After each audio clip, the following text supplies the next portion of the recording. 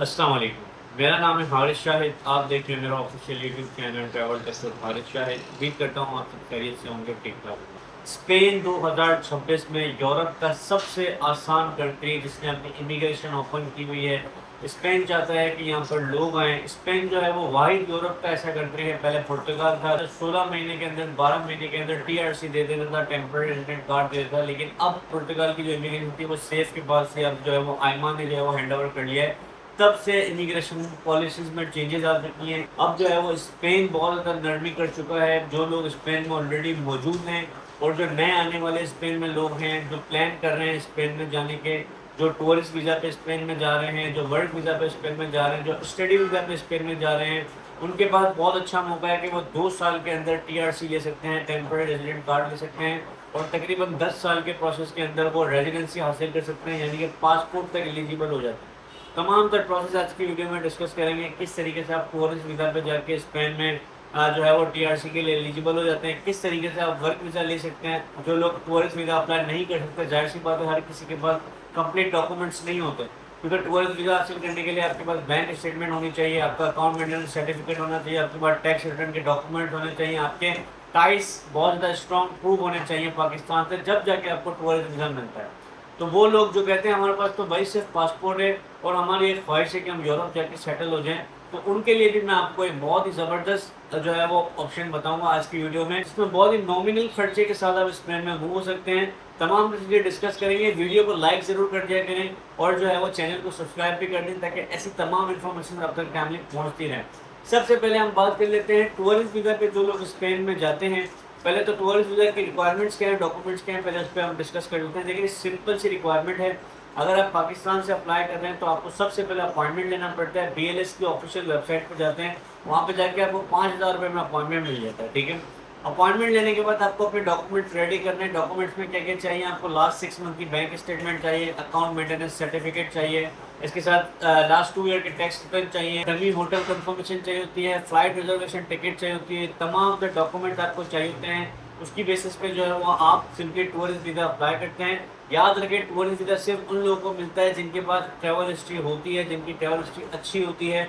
70-80% chances उनके होते हैं और जिनका फ्रेश पासपोर्ट है उनको भी वीज़ा मिल सकता है, लेकिन चांसेस कम रहते हैं। 20% आप समझेंगे उनके चांसेस हैं, लेकिन जिनकी ट्रैवल हिस्ट्री अच्छी है उनको टूरिस्ट वीज़ा मिलने के चांसेस ज़्यादा रहते हैं, ठीक है।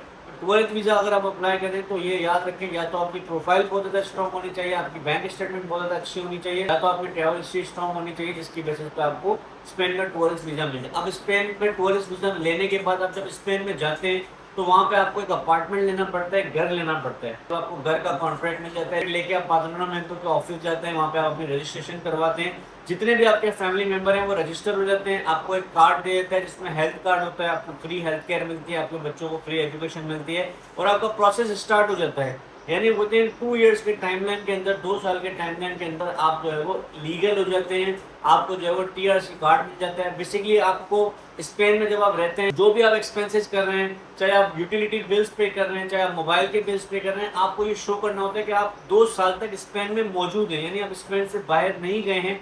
अगर ये चीज़ प्रूव हो जाती है तो आपको 2 साल के अंदर जो है वो टीआरसी मिल जाता है। टीआरसी जो है वो आपका 3 से 5 साल तक वैलिड रहता है। उसके बाद आप पीआर के लिए अप्लाई कर सकते हैं, परमानेंट रेजिडेंसी के लिए। उसके बाद जो है वो आप डायरेक्टली 10 साल के पीरियड के अंदर जो है वो नेशनलिटी तक जा सकते हैं। तो ये प्रोसेस उन लोगों के लिए जो विजिट वीज़ा पे स्पेन में मूव होते हैं। अब हम बात कर लेते हैं वो लोग जो कहते हैं भाई हमारे पास सिर्फ और सिर्फ पासपोर्ट है, कोई डॉक्यूमेंट्स नहीं है, हम यूरोप जाना चाहते हैं। तो बी टाइप कैटेगरी में फॉल करते हैं, यानी कि आप वर्क वीज़ा ले सकते हैं। आपको स्पेन में एक एम्प्लॉयर चाहिए होता है, एक जॉब ऑफर चाहिए होता है। फॉर एग्जाम्पल आप कोई भी काम जानते हैं, आप सॉफ्टवेयर डेवलपर्स हैं, आप आईटी का काम जानते हैं, आप एआई का काम जानते हैं, आप डॉक्टर हैं, आप नर्स हैं, आप इंजीनियर हैं, यानी किसी भी फील्ड से आप रिलेट करते हैं, आपको एम्प्लॉयर चाहिए होता है, आपको जॉब अप्लाई करनी होती है। ऑनलाइन पोर्टल्स पे जॉब्स मौजूद होती हैं, लिंक्डइन पे अपनी प्रोफाइल बना सकते हैं, डिफरेंट प्लेटफॉर्म्स पे अपनी प्रोफाइल बना सकते हैं। स्पेन में बहुत सारी जॉब्स हैं, खासतौर पर बार्सिलोना में, मैड्रिड में, बहुत बड़े बड़े जो है वो ये शहर है। यहाँ पे आपको बहुत ज़्यादा आबादी मिलती है, पॉपुलेशन ज़्यादा है, टूरिज्म ज़्यादा है, इसलिए यहाँ पे जॉब भी ज़्यादा क्रिएट होती है। तो यहाँ पे आपको इजीली जॉब्स मिल जाती है। एम्प्लॉयर आपको ऑफर लेटर देता है, ऑफर लेटर की बेसिस पे आपका वर्क परमिट प्रोसेस होता है वर्क परमिट की जो ऑफिशियल कॉस्ट रहती है वो 100 यूरो रहती है, इसके अलावा कोई एडिशनल कॉस्ट नहीं है। आपको डॉक्यूमेंट्स की अगर मैं बात करूँ तो 2 डॉक्यूमेंट इनिशियली चाहिए होते हैं। एक तो आपको चाहिए होता है यूरो पास सीवी और कवर लेटर जो कि एटीएस फ्रेंडली होता है, जिसकी बेसिस पे आपको जॉब अप्लाई करनी होती है। जब आप वर्क परमिट लेके स्पेन में मूव हो जाते हैं तो वहाँ पे जाके आप जो है वो टीआरसी के लिए अप्लाई करते हैं, फौरन आपको टीआरसी मिल जाता है। और उसके बाद जब आप स्पेन में रहते हैं, वहाँ पे आप एक्सपेंसेस करते हैं, टैक्स पे करते हैं, सारी चीज़ दिखाते हैं, तो आप परमानेंट रेजिडेंसी के लिए भी अप्लाई कर सकते हैं। भाई सबसे आसान अगर कोई तरीका है यूरोप में लीगल होने का तो वो है स्पेन। स्पेन से बेहतरीन कंट्री मेरी नज़र में इस वक्त कोई भी नहीं है दुनिया में, क्योंकि अगर स्पेन एक वाइड ऐसा कंट्री है जो 2 साल के अंदर आपको लीगल कर रहा है, साथ में आपको जो है वो बेनिफिट्स प्रोवाइड कर रहा है, साथ में आपकी फैमिली को free education health care provide कर रहा है। यानी कि स्पेन से बेहतरीन कंट्री अगर कोई मुझसे पूछे तो मैं कहूँगा कि भाई स्पेन इस वक्त बेहतर है इमिग्रेशन पर्पज़ के लिए। अमेरिका, कनाडा, ऑस्ट्रेलिया, यूके ये वो कंट्रीज है जिस जहाँ पर आप 15-15 साल 20-20 साल आपके लग जाते हैं तब जाके आप लीगल होते हैं, लेकिन स्पेन आपको विदिन 5 to 10 ईयर्स के अंदर पासपोर्ट दे देता है। तो सबसे आसान रास्ता भाई स्पेन है। बहुत लोगों ने सवाल किया भाई इमिग्रेशन के लिए कौन सा कंट्री बेस्ट है, तो मेरी नज़र में तो भाई स्पेन बेस्ट है। आप अपनी रिसर्च खुद कर लें, आप गूगल पे जाएं, गूगल पे जाके सर्च करें इस बारे में, पागलनामिंटो के बारे में, स्पेन के बारे में, तो आपको सारी डिटेल्स मिल जाएंगी। जो लोग कहते हैं हारिस भाई आपसे 1-on-1 बात करना चाहते हैं, 1-on-1 कंसल्ट करना चाहते हैं, तो भाई ये मेंटोर का लिंक नजर आ रहा है, उसका अपॉइंटमेंट बुक करके मुझसे 1-on-1 बात कर सकते हैं। इसके अलावा इंस्टाग्राम का लिंक मौजूद है डिस्क्रिप्शन में, वहाँ जाके आप मुझे फॉलो कर सकते हैं। चैनल पर न्यू तो सब्सक्राइब कर दीजिएगा। सीवी और कवर लेटर के लिए व्हाट्सएप नंबर है, यहाँ पर आप सीवी और कवर लेटर के लिए व्हाट्सएप कर सकते हैं, हमारी टीम से रब्ता हो जाएगा। आपको कुछ नॉमिनल से चार्जेस आपको पे करने होते हैं, आपको सारे डॉक्यूमेंट्स मिल जाते हैं। मैं मिलूंगा आपसे अगली वीडियो में कुछ न्यू इन्फॉर्मेशन के साथ। मुझे दीजिएगा इजाज़त। Thank you so much. अल्लाह हाफ़िज़।